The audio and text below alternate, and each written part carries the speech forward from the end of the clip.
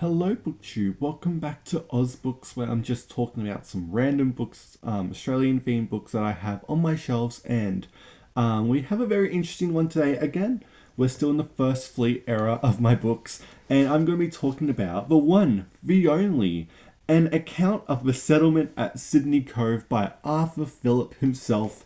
There is a better picture of him in the front, the most famous picture of him there looking dashing and all that stuff. But this is the famous Australian Lives edition. I've seen these around. I know they done a big one on Alfred Deakin, but this is his account of the first colony of Australia, why it was there, right?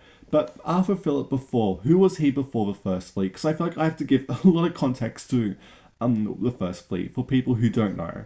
So the whole thing why England wanted Australia. So let's start with that because I'm not the biggest expert on this. Again, when it comes to England and America, I don't really know that much really compared to a lot of others, but I get the gist of it. So pretty much England was sending all of their convicts and doing a lot of dumping pretty much of their stuff in America. But during the American Civil War, they're like, oh my god, we need to find another place.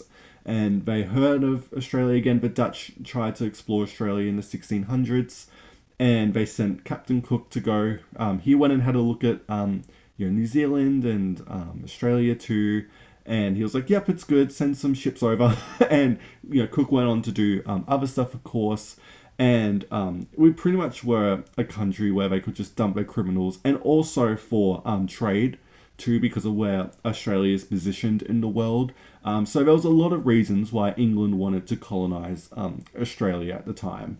And this is where Phillip comes in because he was a naval officer. I think he worked, he got started in the 7 Years' War, but was became a lieutenant during that time, but then took a short break and then came back and he was appointed commander of the First Fleet itself.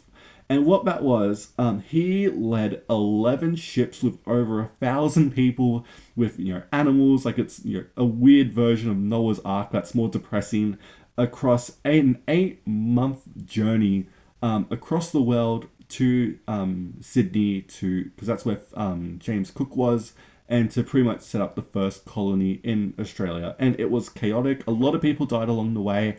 I have a theory that if I was on the First Fleet, I wouldn't have made it. And not because, of the sickness, not because of, just anything that goes on during the First Fleet. I would have been one of those people that would have got left behind at a port or something like that. I wouldn't have made it. Or I would have been maybe one of those people that you hear about where, because I will talk about it later. Anyway, I'm getting distracted by this because yes, this is Philip's first-hand account of the First Fleet. Why was he doing this? Why? Yeah, he talks about the why. He talks about the how. He talks about the process of this. He talks about the preparation needed for this voyage and how really underprepared they were in hindsight. And also what it was like to actually arrive, which is really interesting too, because he's never been there. He only has a couple of instructions and all that stuff, a couple, descriptions by Cook, and that's really it. And I think the introduction here, the blurb at the back does the best summary of Phillip, in my opinion. So here it is. To Arthur Phillip fell the task of founding a colony in an unexplored continent, cut off from the world and faced with every primitive hazard, armed only with a set of doctrine and instructions, given the most unlikely material, opposed and frustrated by the sole force at his command, a detachment of marines, a scoundrelly as the convicts.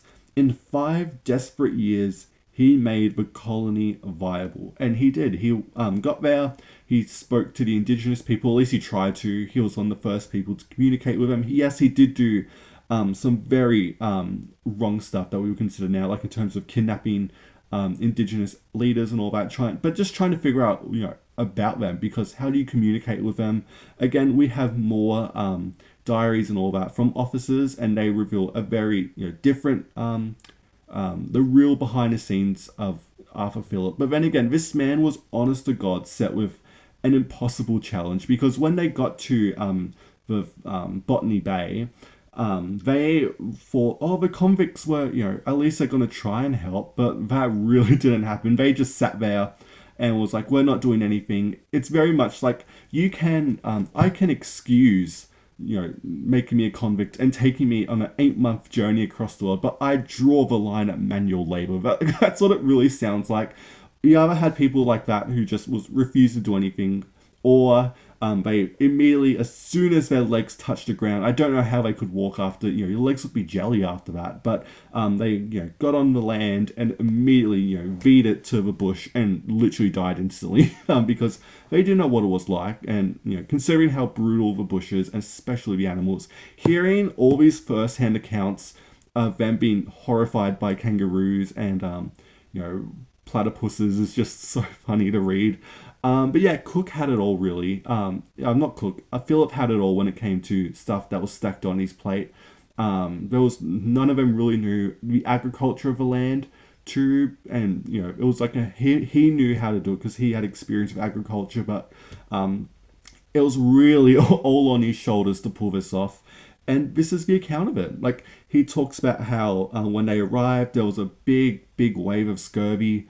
And also how he talks about just rationing food for 5 years. What's the minimum they could give people, but still have enough for everyone.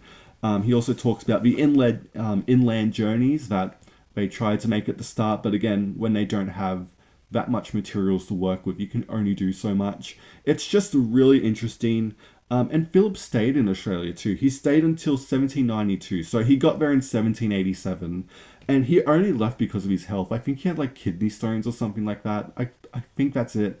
But and he had to make that brutal journey back across 8 months. And where he stayed in England till he died. He pretty much retired after this, but he did keep up to date with Australian news over the rest of his life because, again, he was a really invested man.